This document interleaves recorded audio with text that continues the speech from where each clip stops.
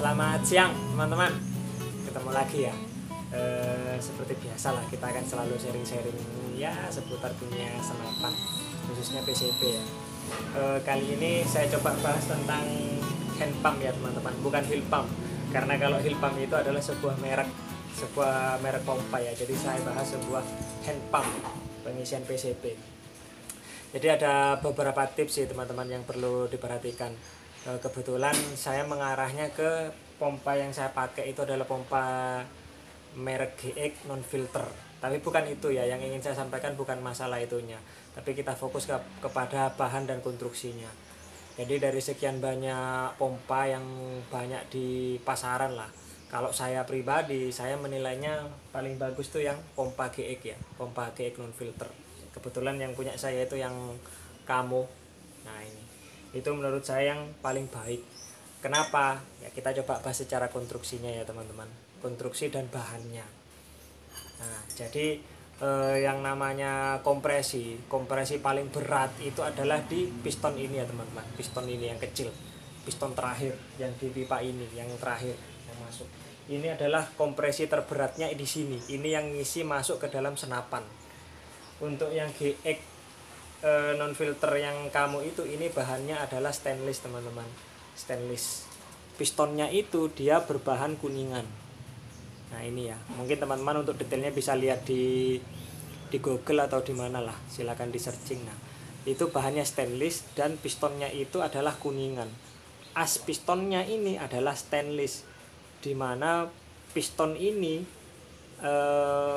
bodinya itu tidak ngepres terhadap, saya bilang rumah piston ya, terhadap rumah pistonnya, terhadap pipanya itu tidak ngepres, tapi ada lapisan lagi, ini bukan metal, jadi sejenis, enggak tahu lah, sejenis nilon atau teflon lah, sejenis itu. Jadi yang bergesekan dengan bodi rumah pistonnya itu bukan piston yang kuningan ya, tapi adalah ini, saya anggap teflon ya, saya bilang teflon aja. Yang bergesekan itu adalah teflonnya, sehingga karena ini bukan metal bergesekan dengan stainless, maka keduanya boleh dibilang tidak ada yang aus. Dia akan selalu ngepres sepanjang ya selama pemakaian, jadi selalu ngepres. Karena piston yang teflon ini dengan bodinya ini selalu ngepres, maka dia akan menyebabkan seal yang hitam ini itu tidak akan mudah robek gitu ya teman-teman. Jadi kalau teman-teman punya pompa terus ininya sering robek, seal yang kecil ini sering robek, kemungkinan itu karena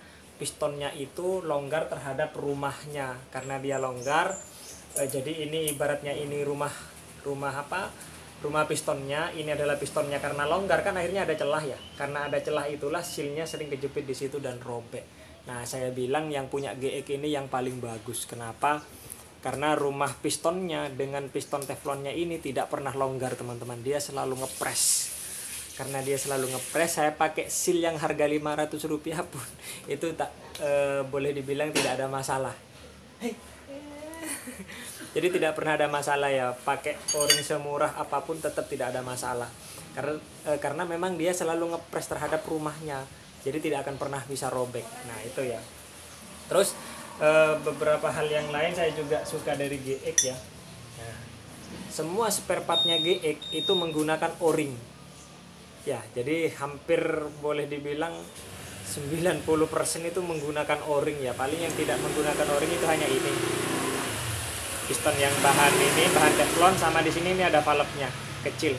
Nah mungkin itu, tapi ini sangat jarang sekali rusak dan boleh dibilang saya nggak pernah ganti ya teman-teman. Yang lebih sering itu hanyalah o-ringnya, dan o-ringnya saya bisa beli di pasaran, sekali servis paling habis 2.000-3.000 rupiah lah, paling mahal paling segitu.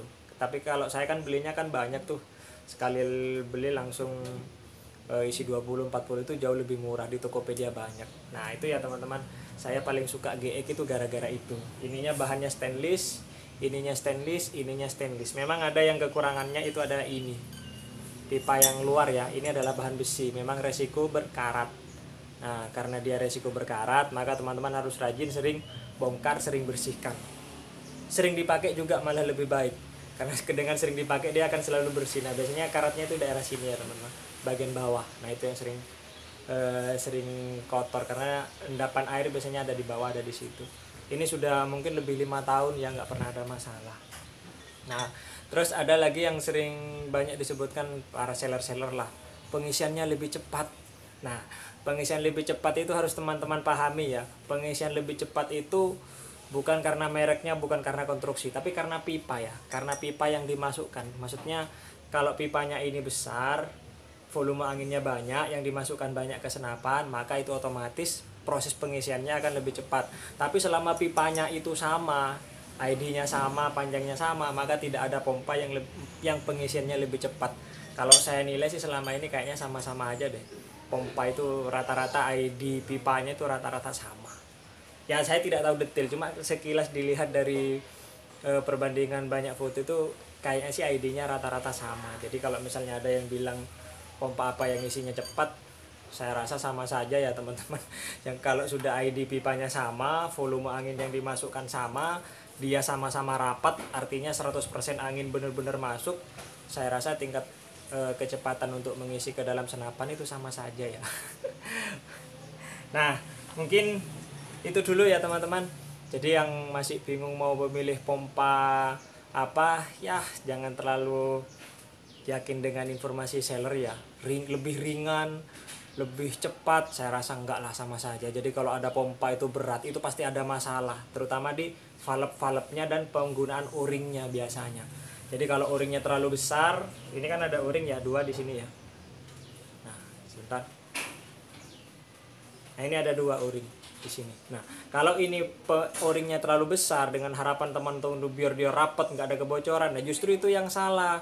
Karena dia terlalu besar, jadi ini nggak bisa main gerak gini ya. Nah, karena dia nggak bisa main, akhirnya berpengaruh terhadap buka tutupnya valve. Itu biasanya yang menyebabkan berat, bukan masalah konstruksi. Karena saya rasa konstruksi pompa PCP saya rasa semuanya sudah bener lah. Profesor kok yang bikin. Jadi kalau ada pompa yang berat, kemungkinan ada yang salah di valve buka tutupnya. Oke, mungkin itu dulu ya teman-teman. Mudah-mudahan bisa bermanfaat dan mudah-mudahan bisa jadi referensi. Thank you. Teman-teman, ada tambahan sedikit ya. Biasa ini biar tidak ada lagi pertanyaan. Biasanya yang sering ditanyakan bagaimana soal kualitas material, dia awet atau enggak. Jadi kalau kita bahas masalah awet atau tidak, mungkin yang teman-teman perlu perhatikan juga itu adalah maintenance-nya ya teman-teman, perawatannya. Perlu kita ketahui yang namanya barang bergesekan itu harus berpelumas. Biar kenapa? Biar tidak mudah aus. Jadi gitu ya teman-teman, masalah material itu saya rasa untuk semua pompa itu sama saja lah, tetap ada besi, ada kuningan. Dia mau awet atau tidak ya tergantung kitanya. Kita rajin memberikan pelumas dan meminimalisir gesekannya atau tidak.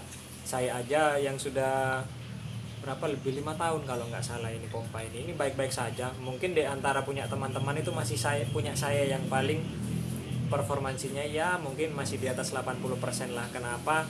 Ya karena memang saya rawat, tingkat keausannya itu masih minim karena selalu saya berikan pelumas. Selalu berikan pelumas itu bukan harus banyak ya teman-teman. Kita juga harus kondisional. Kalau memang pompa itu sudah dirasa tidak licin, diperkirakan dia akan aus, ya sudah kita bongkar, kita bersihkan, kita pasang lagi pelumas, pakai lagi, seperti itu aja. Tidak terikat oleh waktu, tidak terikat oleh pemakaian. Jadi kita kondisional. Kalau sudah dirasa diraba gini, misalnya dia udah kering, butuh pelumas, ya sudah dipasangi pelumas, maka kemungkinannya itu akan awet.